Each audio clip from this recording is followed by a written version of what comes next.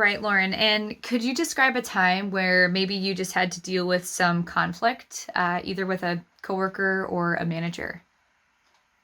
Have I, uh, uh, oh, uh, um, mm, mm-hmm.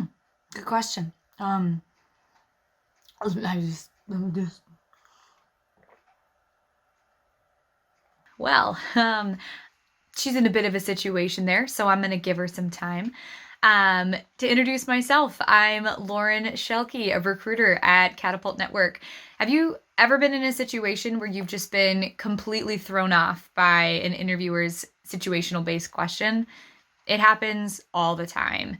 The good news is, this is a chance to really impress your interviewer, even if the answer you have doesn't show how perfectly prepared you were for that question. Situational and behavioral based questions are the most common type of questions you're going to receive at the entry level. An interviewer wants to really see, how you've dealt with a situation in the past, and they want to be able to see how you would respond to that situation in the future. So they want you to be honest. If in the past maybe you didn't handle something in the most ideal way, that's okay. This is a great chance to be able to talk about, what you could have done differently and what you learned from that situation. So first off, no matter what question you are asked, don't panic. There is absolutely no question out there that you cannot find some form of graceful answer to.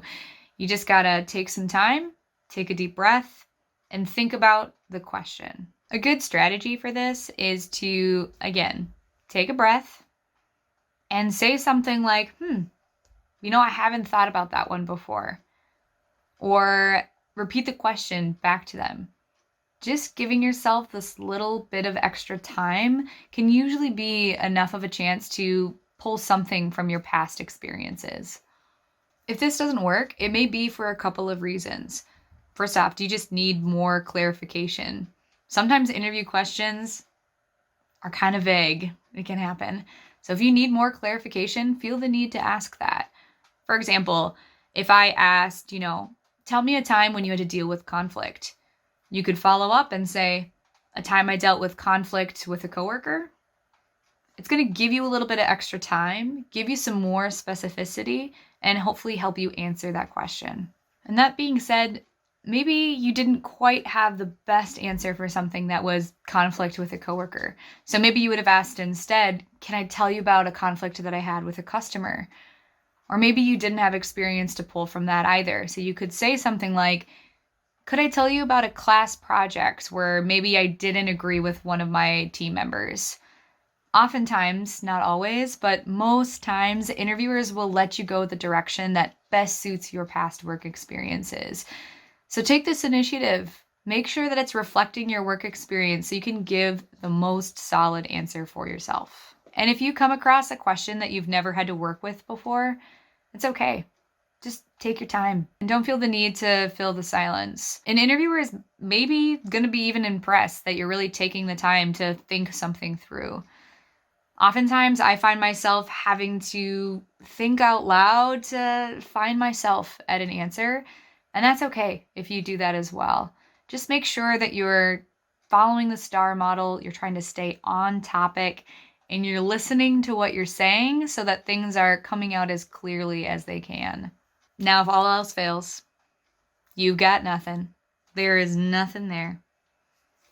It's okay. Just let your interviewer know. Say, can we come back to that question after I've had some time to think about it? Generally, that's acceptable. Most interviewers will let you move on and let you go back. Now, I'd only suggest doing this once in an interview, probably not multiple times. And I'd make sure that when you do go back, that you do have an answer prepared. Now, another option that I would suggest is redirecting the question. If an interviewer asks you, tell me about a time when you had a coworker that you caught doing something that they shouldn't have been. You could say something like, I have been really fortunate. I actually haven't had a situation with a coworker that has gone that way. However, I really know my sense of integrity and I know my sense of ethics. And I think in the future, if that were to happen, I would, blue, blue, blue, blue, blue. And you can kind of explain that hypothetical. Explain what you would do in that situation. And behavioral-based and situational-based questions are tricky. We recognize that. So the best way to be prepared is to prepare for them. Practice, practice, practice, practice. How you can do that is sit down with your resume. Look at your past work experiences. See some situations that you've been in the past. Look at your sports, your clubs, your leadership roles. When was a time where you had to achieve something, accomplish something, implement something? Have those experiences ready so that when you're in the interview, you can draw upon them easier. And once you've done that, once you've reflected on your resume and your work experience, I typically suggest sitting down with about 20 to 30 common interview questions. I know 20 to 30 is a lot. That sounds like a ton. But think about it as a study guide. You know, you get ready for a test by preparing for the study guide. You don't know if every single question on that study guide is going to be on the test, but you're going to feel way more confident if you've worked through those questions, if you've had some things kind of mulling in the back of your mind before you jump into that interview. So don't stress. Try not to be like Lauren. Just take your time, think about your past work experiences, and remember, practice and preparation makes perfect. What are some questions that you've been stumped by in the past, and how did you maybe react to them? How did you get through that situation? Feel free to let us know in the comments below. Like and subscribe. Keep on watching.